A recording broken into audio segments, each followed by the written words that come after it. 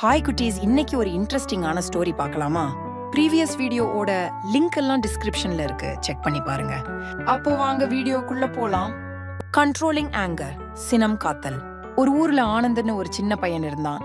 அவனுக்கு அடிக்கடி கோபம் வரும். அவனோட அப்பா தன்னோட பையன் இப்படி கோபப்படுறது அவனுக்கும் அவனோட எதிர்காலத்துக்கும் ஆபத்துன்னு நினைச்சாரு. அதை போக்குறதுக்கு அவர் ஒரு யோசனை பண்ணாரு. அவனை கூப்பிட்டு, தம்பி, வர வர நீ ரொம்ப கோவப்படுறது உனக்கு நல்லது இல்ல, அதனால நீ கோவப்படுறத குறைச்சுக்கிடணும்னு சொன்னாரு. உடனே அதுக்கு அவன் சொன்னா, என்னால கோவத்தை கட்டுப்படுத்த முடியல அப்பான்னு சொன்னாரு.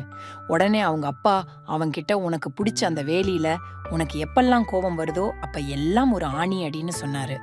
சொல்லிட்டு ஒரு பை நிறைய ஆணியையும் சுத்தியலையும் கொடுத்தாரு. உடனே அவன் எப்பெல்லாம் கோபம் வருதோ அப்ப எல்லாம் ஆணி அடிக்க ஆரம்பிச்சான். முதல் வாரத்துல 100 ஆணி அடிச்ச அவனுக்கு தான் எவ்வளவு கோபப்படுறோம்ன்ற அளவு புரிய ஆரம்பிச்சது. அடுத்த வாரம் 50 ஆணி அடிச்சான். தொடர்ந்து அவனோட ஆணியும் கோபமும் குறைய ஆரம்பிச்சது. அவனோட கோபம் கொஞ்சம் கொஞ்சமா குறைய ஆரம்பிச்சது. அப்ப அங்க வந்த அவனோட அப்பா ஒரு திருக்குறளை சொன்னாரு. தன்னைத்தான் காக்கின் சினங்காக்க, காவாக்கால் தன்னையே கொல்லும் சினம். உன்னோட கோபத்தை நீ கட்டுப்படுத்தலைனா அந்த கோபமே உன்னை கொன்னுடும். அதுதான் அந்த திருக்குறளோட விளக்கம். அது மாதிரி இப்ப பாரு, நீ எவ்வளோ கோபத்தை கட்டுப்படுத்தி இருக்கன்னு.